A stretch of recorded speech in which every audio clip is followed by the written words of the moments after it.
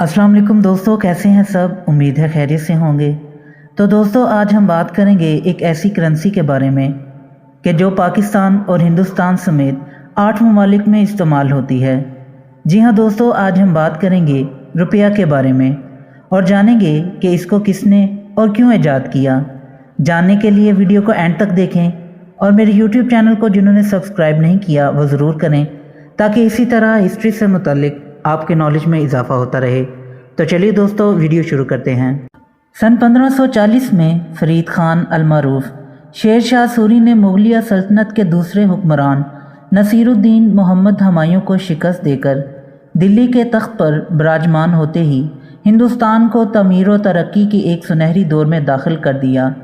Knees मुल्क में ज़रई, माली और इंतज़ामी इस्तिलाहात नाफिज करना शुरू कर दी।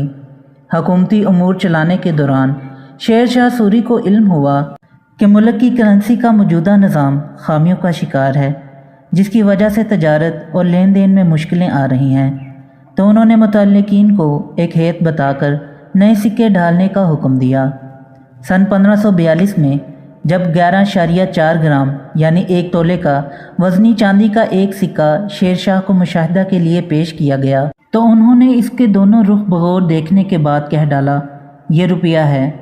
रुपया वैसे तो संस्कृत लफ्ज़ है जिसका मतलब है खाम चांदी, ताहम हिंदुस्तान में कोई यकसा सिक्का मौजूद नहीं था जो हर जगह इस्तेमाल होता हो।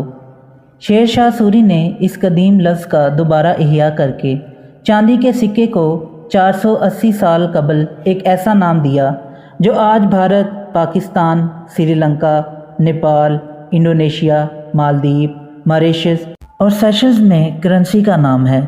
शेर शाह सूरी के हुक्म पर हिंदुस्तान के मुख्तलिफ सूबों में बड़े पैमाने पर रुपया के अलावा सोने और तांबे के बिल तरतीब मोहर और पैसा नाम के सिक्के ढाले गए, जिनकी बदौलत तजारत और लेन देन में आसानी पैदा हुई और मईशत को एक नया रुख मिल गया। करेंसी का मयारी निज़ाम मुतारफ़ करने के साथ ही शेर शाह सूरी ने मखलूत धात से बने हुए टके के सिक्कों को कल अदम करार दिया।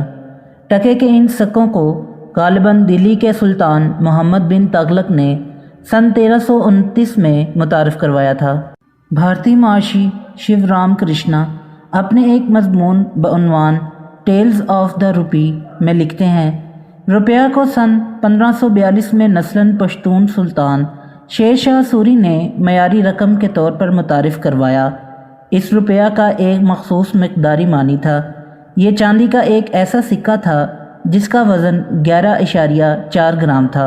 रुपया के सिक्के की मालियत इसके वज़न और खालिसपन के मुताबिक मुकर्रर की गई थी। शेर शाह सूरी के मुतारिफ़ करदा रुपया के सिक्कों को मुगलिया सल्तनत और ईस्ट इंडिया कंपनी ने मामूली तब्दीली के साथ जारी रखा और ये सिक्के भारत और पाकिस्तान समेत 8 ममालिक की करेंसी की बुनियाद का सबब बने हैं। इसके अलावा शेर शाह सूरी ने सोने के सिक्के भी जारी किए जिन्हें मोहर कहते थे और तांबे के सिक्के भी जारी किए जिन्हें पैसा कहा जाता था। मुग़ल शहनशाह अकबर ने भी अपने दौरे हुकूमत के आगाज़ में शेर शाह सूरी के ही मालियाती निज़ाम को अपनाया, जिसके तहत सोने की एक मोहर में चांदी के 9 रुपये होते थे और चांदी के 1 रुपये में तांबे के 40 पैसे होते थे। भारतीय मौरख डॉक्टर आर.पी. त्रिपाठी अपनी किताब rise and fall of the Mughal empire में रकम तराज हैं। शेर शाह सूरी ने मुल्क के सिक्के की कीमत बढ़ाई जो तुर्क और अफ़गानों के दौरे हुकूमत के अवाखिर में बहुत गिर गई थी।